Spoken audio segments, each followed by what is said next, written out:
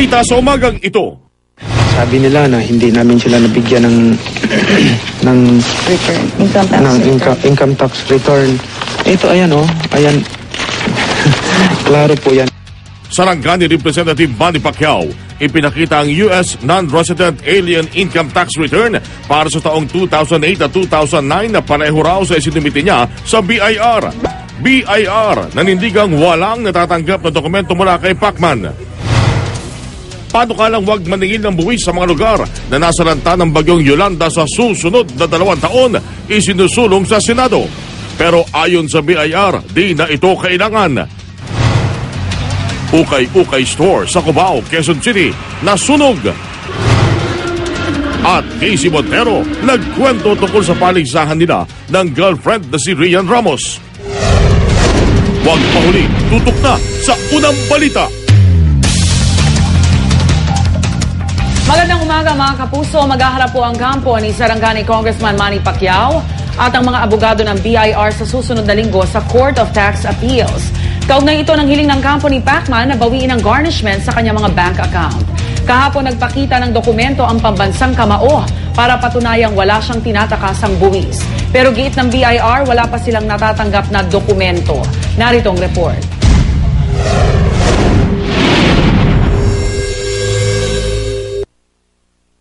Wala raw siyang itinatago. Yan ang gustong patunayan ni pambansang kamao Manny Pacquiao kaya ipinakita niya sa mga miyembro ng media ang kanyang mga dokumento. Kabilang narito ang kopya ng kanyang US Non-Resident Alien Income Tax Return para sa mga taong 2008 at 2009. Pareho raw ito sa isinumite niyang dokumento sa BIR para hindi siya pagbayarin din ng buwis sa Pilipinas. Pero hiling niya wag na idetalye pa kung anong laman nito. At sabi nila na hindi namin sila nabigyan ng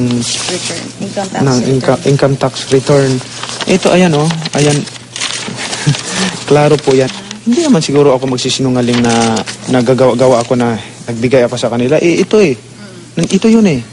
Ayon kay Pacquiao, masyadong malaki ang 2.2 billion peso tax assessment ng BIR. Kung sa 2 billion, parang kumita ako ng 60 billion in 2 years. So masyadong malaki? Oo naman. Ayun, may record naman. Anyway, maayos din to. Sa panayam kahapon ng unang balita, sinabi ni Top Rank CEO Bob Arum na automatikong kinakaltasan ng 30% ang bawat laban ni Pacquiao at ibinabayad sa Internal Revenue Service, ang counterpart ng BIR sa Amerika. Pero sagot ni Commissioner Kim Henares. Problema niya nung taxpayer. Okay. Kasi siya yung gusto mag-benefit doon sa tax treaty. Hindi ko yun problema. Problema ho yun ng taxpayer. Kasi siya yung gusto magpabawas ng buwis niya. Giit pa ng BIR Commissioner, hindi nila talaga natatanggap ang dokumento. 1.1 million pesos lang din daw ang laman ng 2 bank account na naka-freeze ngayon. Kaya hindi raw kasalanan ng BIR kung walang magamit na pera sa ngayon si Pacman. Pero taliwas ito sa ginigit ng pambansang kamao. Gusto ko lang linawin yung statement niya na nasabi niya na 2 account man lang na garnish. Yung account na yun is sa account ng asawa ko. No, sa 2 bangko lang yun, pero lahat ng bangko na-garnish. Na-garnish niya lahat. Itinakda ang hearing sa Court of Tax Appeals sa mosyon ng kampo ni Pacquiao na bawiin ang garnishment sa December 5. Para sa unang balita, Von Aquino reporting. Handa raw ang mag-asawang Pacquiao na makipag-usap sa BIR at bayaran kung may dapat man silang bayarang buwis. Ayon po yan mismo kay Sarangani Vice Governor Jinky Pacquiao, ang misis ni Sarangani Representative Manny Pacquiao. Hindi napigilang maglabas ang sama ng loob ni Jinky sa pagkaka-freeze ng kanilang bank accounts. Pati ang nanay ni Manny na si Mami Jonisha, naku, napaiyak po sa dinaranas ng kanyang anak. Pati raw siya ay hinahabol na rin ng BIR. Nagalit ako kay pati nanay, gisingil ako. Ano man, naabaday ko ting income. Di ba tayo dito, sinsan, nakita ninyo. Unsa na, anong income ko dito, wala man ko trabaho. Wala man ko trabaho ang soldado, gobyerno. Wala po na akong instrumento nga, gipatayo nga building sa para sa akin. Wala may pangalan, mamidi. Wala man. Mami, Katawan akong biyaya. Kami, magbabayad kami ng tax kung dapat naming bayaran, babayaran namin. Kasi nga, we are obliged to submit to the authority. Pero wag naman yung i-hold yung account na hindi kami makagalaw. Hindi makikialam ang Kamara sa pinagdaraan ng issue sa buwis ni Sarangani Representative Manny Pacquiao. Ayon kay House Speaker Sonny Belmonte, wala namang kinalaman ang mababang kapulungan sa pagbabayad ng buwis ng pambansang kamao mula sa kinita niya sa pagboboxing noong 2008 at 2009. Mga abogado raw ni Pacman ang dapat magtrabaho. Ayon naman kay Buhay Party List Representative Lito Atienza, ang mga smuggler dapat ang hinahabol ng gobyerno at hindi ang mga tulad ni Pacquiao na nakapagbigay ng karangalan sa bansa. Sa gitna nito, ayaw isipin ni Pacquiao na pinupolitika siya. Aminado si Pacquiao na may mga humihimok na sa kanyang lumipat na sa minorya. Pero mananatili raw siyang miyembro ng mayorya. 20,000 pamilyang nasalanta ng Bagyong Yolanda ang target mabigyan ng relief goods ng grupo ni Sarangani Congressman Manny Pacquiao. Si Pacman mismo at ang kanyang inang si Mami Jonicia ang nangangasiwa sa repacking ng ipinamimigay na tulong. Sa Sabado na pupunta sa Leyte si Congressman Pacquiao para dalawin ang mga nasalanta ng bagyo at magsagawa ng relief operations. Pero higit sa material na tulong, gusto raw ni Manny na mapasaya at makapagbigay inspirasyon sa mga nasalanta. Matutulog daw siya sa tent ng mga evacuee at hindi sa hotel para maiparamdam sa kanila na hindi sila nag-iisa. Mga kapuso, 27 days na lang at Pasko na. At paboritong dinarayo ang Policarpio Street sa Mandaluyong. Naroon ang ating kasamang si Monica Verario. Monica! Rhea, ayan nakikita mo nga ang ilan sa mga bahay dito sa Policarpio Street sa Mandaluyong na talagang binihisan nila ngayong Pasko. Talagang hindi sila nagtipid sa Christmas lights dahil mula sa bubong hanggang sa gate at maging yung mga puno ay talagang binalutan nga nila ng mga Christmas lights. In fact, meron pa tayo nakita kanina isang life-size Belen na makikita sa kanilang terrace para lahat na ganang pupunta dito ay ma-enjoy ang kanilang pamamasyal. Pero syempre, ang ating highlight ngayong umaga, ito ang House of Santa. So tara, pasukin natin mga kapuso at bibigyan ko kayo ng sneak peek nga sa mga makikita rito. So syempre, pagpasok pa lang, ayan, bubungad na agad sa atin sa Santa kasama si Arn. O syempre, bagay rin sa Arn dahil naka-red din siya. At dito sa ating pag-akyat sa kanilang hagdan, di ba may nakita tayong Christmas tree. Pero instead ng mga Christmas balls ang kanilang nilagay na decoration, syempre mga Santa Claus po na iba't ibang sizes ang kanilang nilagay dyan. Even yung kanilang pond, yung parang mga dwarves or mga elves na nandyan, mga Santa Claus din, di ba? Ang cute talaga, Rhea. At ito, pagpasok tayo ng bahay, dito sa kanilang parang mini terrace, makikita rin natin yung mga parang halos life-size din ng mga Santa Claus. Pero ang kapansin-pansin dyan, naka-costume ang mga ito. So yung isa parang, I think, hindi ko alam kung saan bansa yan, pero stripes yung kanyang damit. At yung nasa kanyang kaliwa naman, ang cute, diba? Ngayon lang ako nakakita ng Pinoy version ng Santa na nakabarong Tagalog. O, diba? At Rhea, ilan lamang nga yan sa mga interesting na makikita natin dito sa loob ng House of Santa. At mamaya sa ating pagbabalik dito, itutur ko kayo at syempre makikilala na natin ng girl or woman behind this na may-ari nga nito nga bahay na House of Santa. Lahat po yan sa pagbabalik natin. Dito lamang po yan sa may Policarpio Street. Rhea? Maraming salamat, Monica Verario.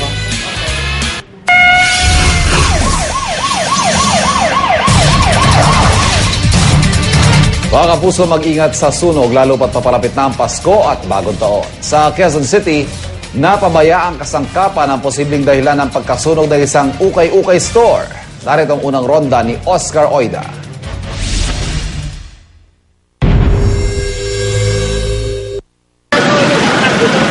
Pasado alas 12 ng hating gabi nang sumiklab ang sunog sa ukay-ukay store na ito sa may likuran ng Araneta Center Bus Terminal sa Cubao, Quezon City. Agad rumisponde ang Diba sa 10 truck na bumbero, dahilan para mapigilan ang pagkalat ng apoy sa mga katabing establishmento. At makalipas lamang ng 20 minuto, ganap din naapula ang sunog na umabot lamang sa first alarm. Sa mga sandaling ito ay di pa matiyak ang sanhi ng apoy. Pero ayon sa mga bumbero, posibleng nagsimula ito sa mga naiwang nakasaksak na electrical appliances. Sa bandang dulo po kasi titingnan natin baka may mga naiwan po na nakasaksak po sa loob. Wala namang napaulit na nasaktan. Aabot ang kabuuang halaga ng pinsala sa 50,000 piso. Pag ganitong papalapit ang Disyembre, karaniwan daw nagiging sanhi ng sunog ang mga naiiwang nakasaksak na kasangkapan. Kadalasan pa nga umano ay mga Christmas lights. Kaya paalala ng mga otoridad. Ugalian po natin pagka bumibili po tayo ng mga Christmas lights po. Siguro din po natin na may mga ICC Mars po yung mga bibilin po natin. Tsaka yun, pagka yun sa bahay po natin, ugalin po natin na magtanggal po ng nakasaksak na Christmas lights po natin bago po tayo matulog. Ito unang balita sa Quezon City. Oscar Oida reporting. Nagkasunog din po kahapon sa Divisoria sa Maynila. 2 palapag ng isang gusali ang natupok. Sa kabila nito, tuloy-tuloy pa rin ang bentahan partikular na mga produktong pamasko. Nakatutok sa Divisoria ang kasama nating si Susan Enriquez. Susan! Maraming salamat, Rhea. Bagamat nagkaroon ng sunog dito sa may isang bahagi ng Divisoria kahapon, alam mo, hindi apektado niya yung mga negosyo dito, lalong-lalo na nga yung mga paninda na mabenta kapag ganito malapit na ang Pasko. Gaya dito sa likuran ko, no? Ito, may mga tinitinda rito mga Christmas items. Ayan, lika. Kausapin natin yung nagtitinda rito. Kayo ba nagtitinda rito? Kala ko kayo yung bumibili. Kumusta ho ang benta natin ng mga Christmas lights, mga Christmas decor? Okay naman po. Paano okay? Nakakabinta na po kahit paano kasi mababa lang binibigay namin presyo. Ano ito? Yung mga namimili ho ninyo, mga anong oras dumadagsa? 24 hours po kami. Wala kaming ligpit-ligpit. Kaya pag may dumarating, yan, nakakabilis lang kahit anong oras. Ano niya? Ba ito ho, mga Christmas lights? Magkano ba yan? LED binibenta namin ng 150. Ano ho ito? Lights. 24 hours yan, hindi yan umiinit. Lamig talaga yan. ICC ano ba yan? Saan? Patingin nga. Kailangan may ICC sticker ho pag bumibili kayo. Yun ho, ICC sticker ang siyang patunay na ito po ay ayan, titingnan ho din yung mga ganyan, pero dapat ho nagre-rainbow yan di ba? So bukod dyan sa Christmas lights, anong pa ho ang mga bebenta? Ito mga Christmas balls. Mga balls po ito, hanging balls, 18 balls na mabili po to sa 150. Pero may tawad. Hindi, 180 po to hanggang 150 lang po talaga. Mga ganyan, mga garland. Ito sariling gawa lang yan, kaya pwede mo siya ibibigay ng 200. May ilaw yan eh. Mayroong 100, ito 50. Okay, ito mga maliliit na ito. Cute naman ito mga... 150 po yan, nabibili ng 150. Isang set na po yan. Mga deco? O, isang set na po, 150 yan. Talaga sa ulo nyo hinahawakan. Kasi maganda po talaga yan eh. Ito, 250. 250 to, yan, 150. Ayan, bukod sa mga Christmas decors, meron din kayo mga panindang mga damit. Ano mga usually magkano presyo? Dalawa, 150 yung t-shirt na yan. Tapos yung boxer na yan, sa taas 50, sa baba 35. Benta na rin niya pagka ganito magpapasko. Mabinta-benta naman po. 24 oras kayo. Oh, salamat po. 24 oras na rin sila nagbebenta rito, no? Yung mga nagtitinda ho rito na iba-iba mga items. Salika, tatawid lang tayo. Mama, para lang po. Saglit lang po. Ayan. Ito. Yan, para makita lang natin, ito ho, yung stretch na to, bagamat marami na ho mga bumibiyahe, mga sasakyan dito, yung mga jeep na sinasakyan ho, yung mga pumupunta dito sa Divisoria, buhay na buhay ho talaga yung mga negosyo, gaya ho nito mga nagtitinda nito mga Christmas decors na ito. Ayan, yung sabi nga ho kanina nung nanay na nakausap natin, 24 oras ho yung kanilang operasyon, mga nagbebenta ng mga sinelas, mga sapatos, dahil 24 oras, tulog pa yung isang nagtitinda. Ayan, tulog pa yung isang nagtitinda dahil napagod na ho siya. So, hintayin na natin. Ito, mga sapatos ng bangbata. Pero siyempre, pagka ho, bumibili kayo ng mga ganitong klase ng paninda, tingnan din ho ninyo kung yung yari ay matibay. Ano, para naman ho sulit yung ating ibabayad. Dahil sabi nga, bawat perang pinaghirapan ho natin, dapat ho naman may makabuluhan yung ating, yung pupuntahan nito. Ibabayad ho tayo sa mga produktong kapaki-pakinabang. So, halika na. Ito, halika. Susan. Nagtutuos na yata nung kanya na pamili. Kung napakita masyado si Manong at natutulog pa. Pagod, Nay! Pa-interview nga saglit. Praso lang. Dali na tayo kay Nay. Kumusta benta nyo? Ito, matumal. Ito mga sapato? Oo. Bakit ito matumal?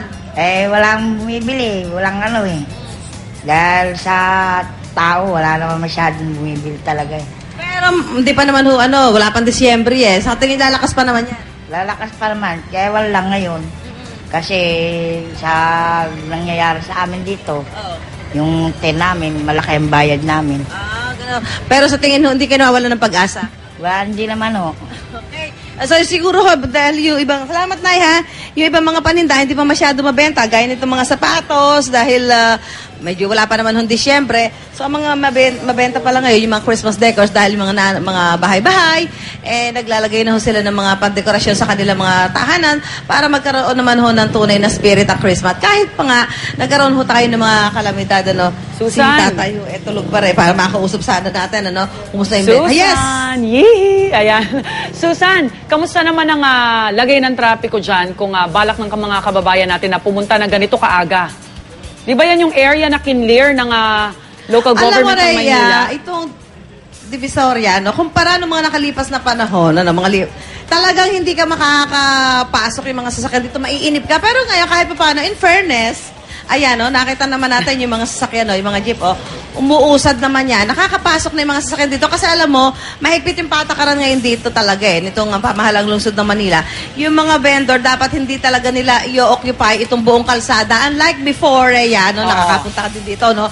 Yung buong kalsada na to, hindi na nadadaanan ng mga sasakyan at ang tao lang yung pwedeng maglakad, ano? Pero ngayon, ayan, nakikita natin, kasi may mga oras sila. Halimbawa, itong mga to, dito lang sila sa island, hindi sila pwedeng gumit na. Hindi pwede. Huhulihin pero pag sila. night Kaya market, naman, hindi sila papayagang magtinda. So, ang makikita lang natin ngayon dito, karamihan, itong mga pampasaherong jeep gaya nito, na sinasakyan nga ng ating mga kababayan. So, mas convenient kahit pa paano, kumpara ng mga nakalipas na panahon, ang pagpunta sa Divisoria. Rhea? pero pag night market, dumarami yan, Susan, di ba? Mga bandang alas 6, pinapayagan na sila na i-occupy yung kalsadang yan. Tama ba? Tama ka, pagkagabi na, no, mga alas 6 ng gabi hanggang kinabukasan na ng umaga, yung mga usually mga alas 6 ng umaga, saka sila aalis. So yung mula alas 6 ng gabi hanggang alas 6 ng umaga, ino-occupy na nila yung kalsada ng mga vendor natin kasi tawag parang mga night market, ano? So talagang ang gagawin mo, pag namimili ka, lakad ka lang talaga ng lakad. Pero pag umabot na sa umaga, ganito, kailangan itatabi na nila yung kanilang mga paninda para makadaan na yung mga tao, pati na yung mga sasakyan. So yung malaking pagkakaiba ng mga nakalipas na panahon, kumpara ngayon. Susan, hindi ko nakikita yung bag mo. Ka ba? Hindi ko nakikita yung bag mo Kamusta naman ang seguridad dyan? Baka nasa lesihan ka na dyan, Teka lang. Ito. Nakabili na nga ako Yan. Ilang percent off yan? Ganyan. Pag namimili ako, kailangan yakap-yakap nyo ganyan. Oo. Pag naglalakad kayo, ganyan. Yakap-yakap nyo yung bag para hindi kayo madukutan. Alam nyo naman pagka abala kayo sa pamimili, abala na dito Sinamando Rukot, at saka yung mga salisigang dito, di ba? Yung mga nagsaslash, di ba? Delikado. Ika nga, di ba? So, kailangan yung mga bago ninyo yakap-yakap po ninyo. As much as possible, sa harap nyo ilagay. Huwag kayo magsuot ng mga mamahaling alahas, magsuot ng komportableng damit at sapatos dahil mahaba-habang lakadan ito para makapili kayo. Yan, di mo sinahanay. Mamimili ka ba? At bagong gising ka? Bagong gising si ate, kaya nangangate. Okay. So, ayan pagka namimili kayo dito, mga paalala natin, yung mga gamit na dadalhin ninyo, ingatan ninyo mabuti. Hanggat maaari, wag kayong magdala ng maraming pera na mga buo. Dapat yung mga, ate, ikaw naman, nagtitinda ka pala Susan! Kumusta benta mo ng sapatos? Hindi po sa akin. Hindi ba sa'yo yan? Kanino to? Hindi mo alam, naupo ka lang dito. Okay. Wala pala yung nagtitinda dito. Salamat. Okay. So, Rhea, talaga alam mo dito na iba-ibang klase yung mga masasaksihan mo dito. Kailangan medyo mag-a-adjust ka rin sa sitwasyon dito, no? Maglalakad-lakad kayo para makabili kayo ng mga panindang sulit sa inyong ibabayan. Awat na. Susan, awat na. Susan, tama na. Bakit sarado pa yung tindahan nyo? Ma'am, ano po yan? Sarado pa, wala pa rin bumibili. Salamat, Rhea. Babalik kami, mamaya. Balik muna sa'yo. Salamat, Susan Enriquez. Babalikan ka namin. Mula sa discount sa Divisoria, pag-usapan naman po natin ngayon ang Diskwento Caravan. Matapos po punahin ng ilang netizens ang Diskwento Caravan dyan po sa Tacloban City, di raw po maiwasan ng Department of Trade and Industry na sumama ang loob. Pinupuno kasi ang DTI na sa halip na ibenta, bakit di na lang daw ipamigay ang mga produkto sa mga nasalanta. At kaunay po niyan, makakausap natin si DTI Undersecretary Zenaida Maglaya. Ma'am Seni, good morning po. Good morning, Ivan. Magandang umaga po sa inyong lahat. Yusek, pakipaliwanag nga po sa publiko, ano nga ba ang sistema nitong Diskwento Caravan? Opo, maraming salamat. Ang kalakaran po sa Diskwento Caravan na ginagawa na natin ng simula pa noong 2009 ay ang mga suppliers mismo ang sumasama sa atin dito at sila mismo ang nagbebenta ng mga produkto.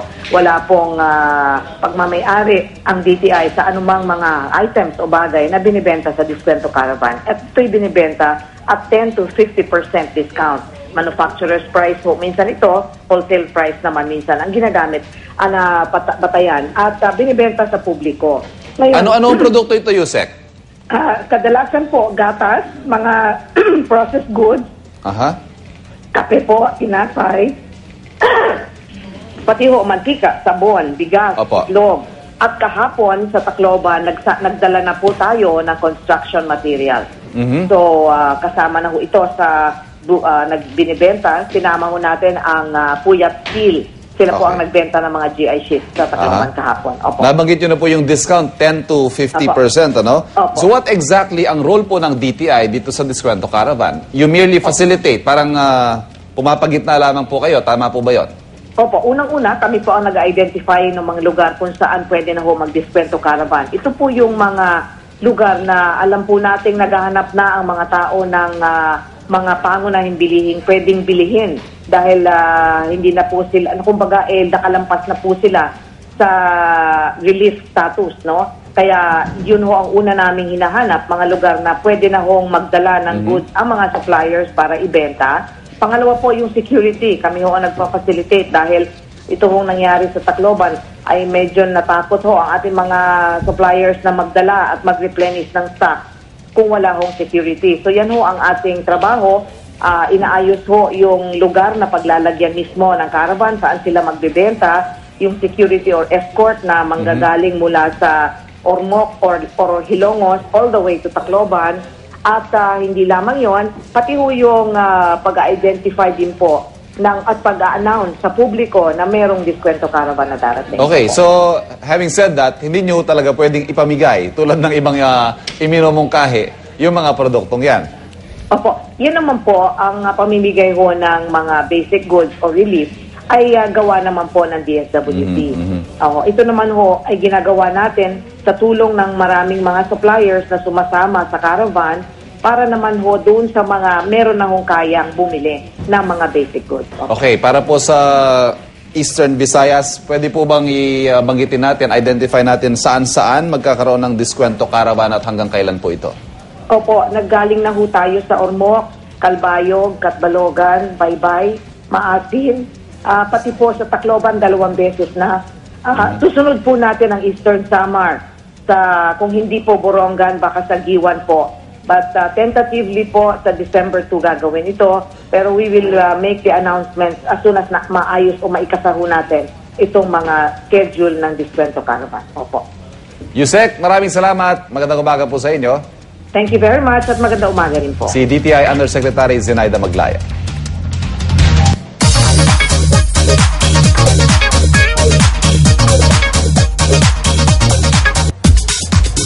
Good morning pa rin sa inyo mga kapuso at mula po dito sa Kaintarin Sana ihahatid ko sa inyo ang ating unang chika. Eto na po, nagkwento si Casey Montero tungkol sa maganda nilang relasyon ng girlfriend na si Rian Ramos. Sa panayam ng Philippine Entertainment Portal, sinabi ni Casey na si Rian daw ang perfect girl para sa kanya. Nagpapaligsahan daw silang dalawa kung sino ang magaling magbigay ng surprise. Tulad daw nung nakaraang Valentine's Day, ang inihanda ni Rian, date sa isang tahimik at magandang restaurant sa Tagaytay. Pero syempre, di raw nagpadaig si Casey. Kumuha raw siya ng limousine, dinala si Rian sa isang balkonaheng may lights and decorations at pinakain siya ng favorite niyang pagkain, mga street food.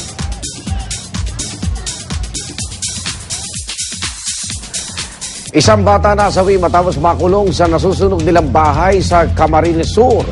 At driver ng truck ng LPG patay matapos sumalpok sa isang outpost sa Daraga, Albay. Narito na ang Ratchada Probinsya.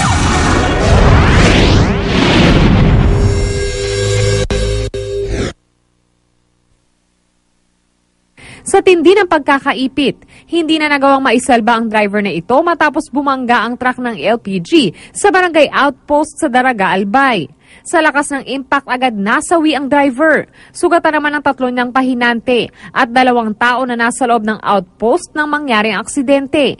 Base sa investigasyon, papuntang Sorsogon ang truck nang mawala ng preno. Naalarma naman ang mga rumisponde nang makitang tumatagas ang LPG ng truck pero di ito sumabog.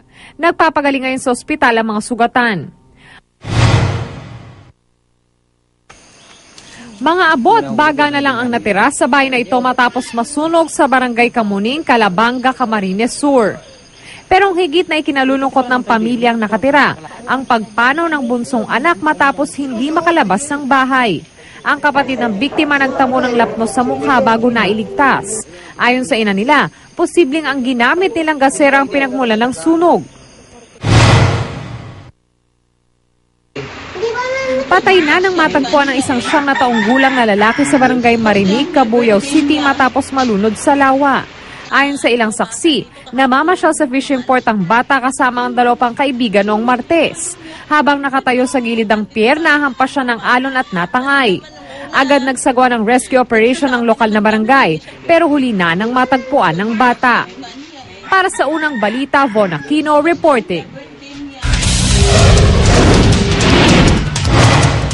Matapos ipa-freeze ang ilang bank account ni Manny Pacquiao, ano nga kaya ang posible mangyari sa mga ari-arian ng pambansang kamao? Pag-uusapan po yan sa Kapuso sa Batas. 2 pang Pinay beauty queen sasabak sa mga international pageant at susubukang mag-uwi ng panibagong karangalan. 2 pabo nakaligtas sa Katay bilang bahagi ng pagdiriwang ng Thanksgiving Day sa Amerika. Huwag pa huli, tutok lang sa unang balita.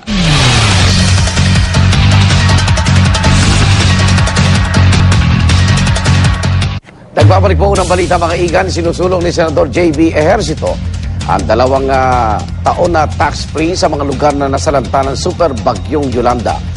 Kabila sa mga lugar na nais niya maging sakop ng tax freeze ang Samar, Leyte, Aklan, Capiz, Antique, bahagi po ng Iloilo at Hilagang Cebu. Ayon po kay Ejercito, malaking tulong ang tax freeze para muli makabangon ng mga biktima ng bagyo. Sa Amerika nga raw, nagpatupad ng 3 taon na tax freeze sa mga lugar na nasalanta ng Hurricane Katrina at Sandy. Kontra naman si BIR Commissioner Kim Henares sa panukala ni Ejercito. Ang idea ko talagang matulungan muna yung mga negosyo makabalik, makatayo. Siyempre, pag may negosyo, nandun yung trabaho, nandun ang hanap buhay. But most probably, wala naman ho rin siyang mababayan ng buwis sa laki ng loss. So for me, it's for those who really suffered the loss, they don't need that kind of a help.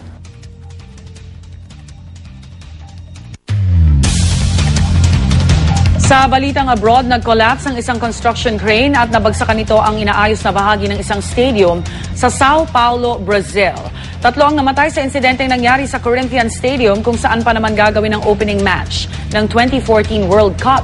Hindi pa tiyak kung ilan ang nasugatan sa nangyari. Inaayos na ngayon ng mga otoridad ang mga nasira. Inaalam pa ang sanhi ng pagkawasak ng crane.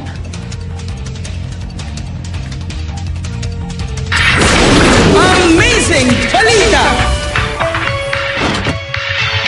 Isa po lalaking kamukha ni North Korean leader Kim Jong-un. Baagaw eksena po sa Hong Kong. At 2 pabo nakaligtas sa Katay bilang bahagi ng tradisyon tuwing Thanksgiving Day sa Amerika. Narito na ang Amazing Balita.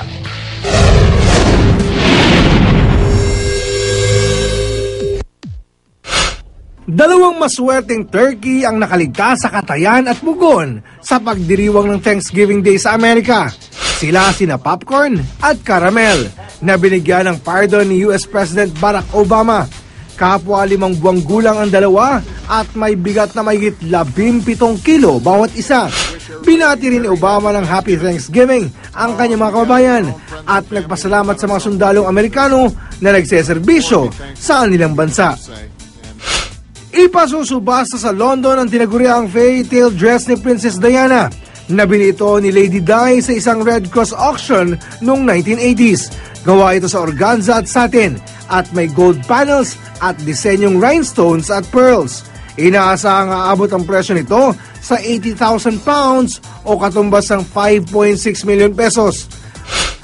Mula buhok hanggang damit at pin, kuhang-kuha ng Australian-Chinese musician na si Howard, ang karakas si North Korean leader Kim Jong-un. Ang dati raw katuwaan lang ng kanyang mga kaibigan, ngayon pinagkakakitaan na niya. Kinuha siya sa commercial ng hamburger chain sa Israel para tapatan ng patalastas ng kalabang fast food chain. Tampok ang impersonator ni US President Barack Obama. Kinuha na rin daw siya para sa commercial ng isang pistachio kasama ang retired NBA player na si Dennis Rodman na naging kaibigan ni Kim Jong-un. Nagpapabaya din si Howard para dumalo sa mga event tulad ng mga party. Para sa unang balita, Oscar Oida, reporting.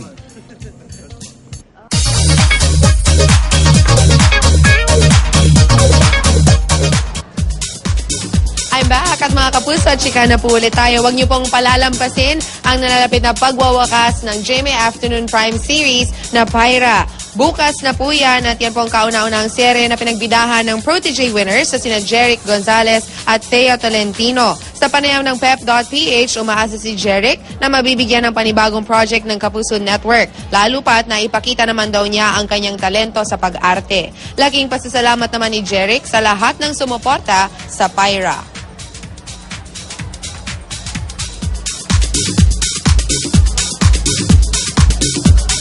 Matapos naman ang tagumpay ni Megan Young at Ariela Arida sa mga beauty pageant ngayong taon, dalawa pang Pilipina ang lalaban ngayon sa larangan ng pagandahan. Nagkatakdang lumipad papuntang Germany si mutya ng Pilipinas Intercontinental Andrea Corinne Medina ngayong Disyembre para po sa sasalihan niyang pageant. Habang sa Kuala Lumpur, Malaysia naman, ang destinasyon ng mutya ng Pilipinas Tourism International, Angeli Dion Gomez. Kapwa-abala na ang dalawa sa sasalihan nilang kompetisyon at pressured na raw sila, lalo na't ilang korona na nga ang inuwi ng Pilipinas pagdating sa mga beauty pageant.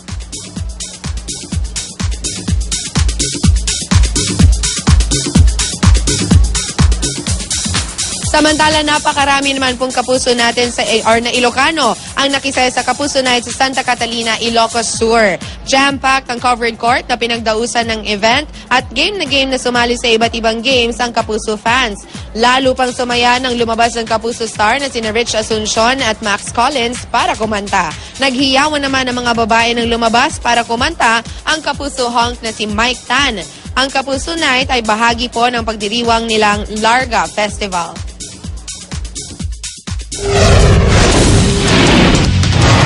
At ang mga hirit namin mamaya, susunod na simbahan po sa Malibay, Pasay, ninakawan. Pagkahabol ng BIR kay Manny Pacquiao, bubusisiin sa Kapuso sa batas.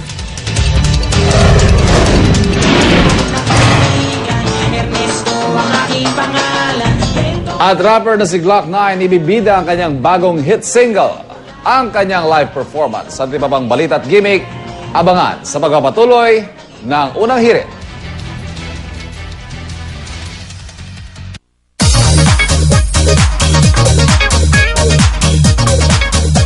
Good morning, Kuya Lar. Good morning. Kita mo yung shot na yan? Oo nga. Naku, pinaghirapan diba? yan. Kinareer, ha?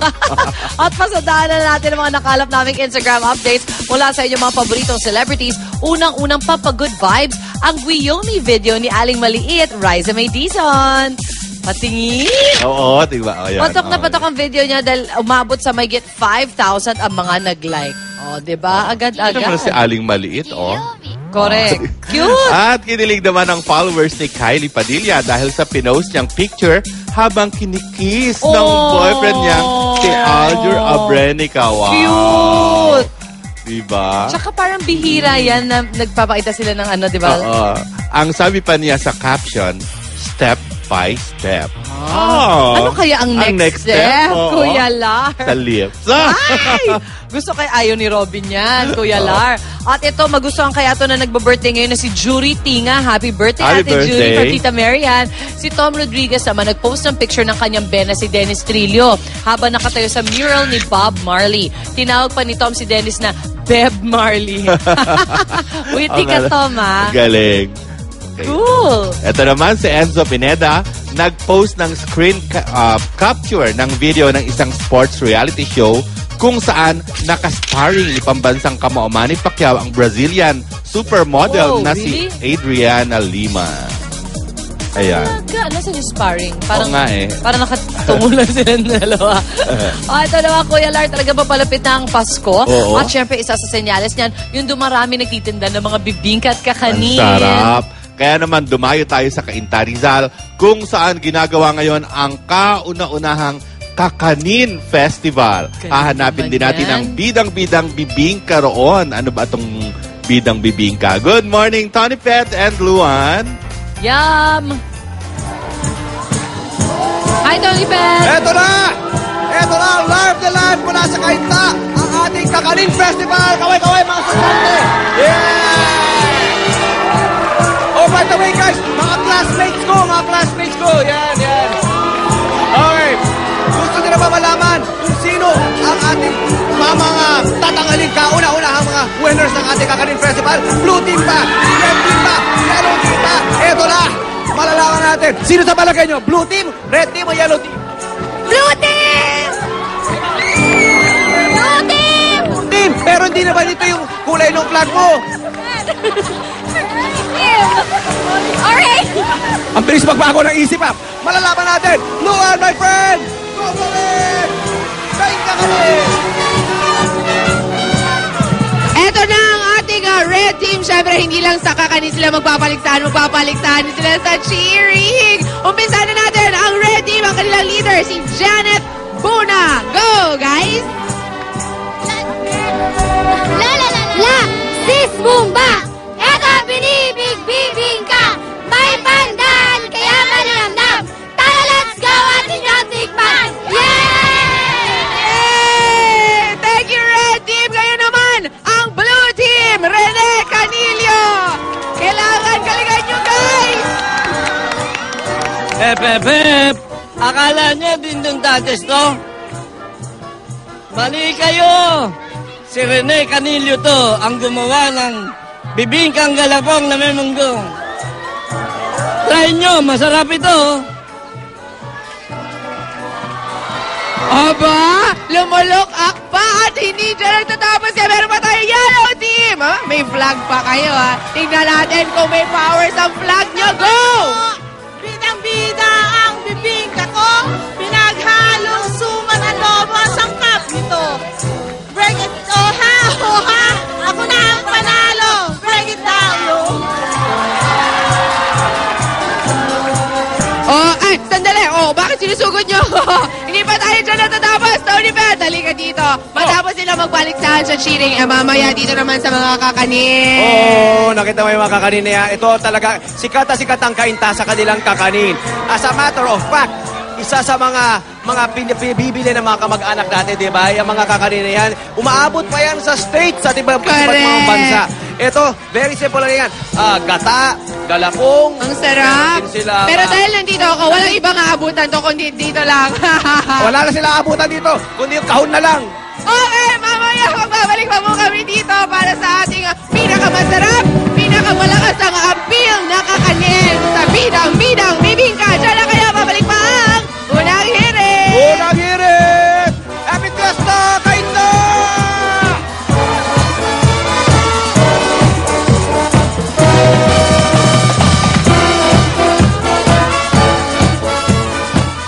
Oh, mga kakanin, pinaparada na, di ba? Baka pwede parada papunta rito. Oo, dire-diretso. Why not? Mga kapuso, mamaya naman ipaparinig sa atin ni Glock 9 ang kanyang bagong single na may titulong Magda, Live na Live. Hey guys! Hi, Glock 9. Good morning! And that. At lilibutin din natin ang mga kumukuti-kutitap na bahay dyan po sa may Policarpio Street at make your own. Yan, makikita natin yan mamaya. Katulad ng every year, nakikita nyo yan. And of course, we will make our own yum kikiam. Iluluto na mamaya sa ating kitchen hirit. Lahat yan sa pagbabalik ng Unang Hirit.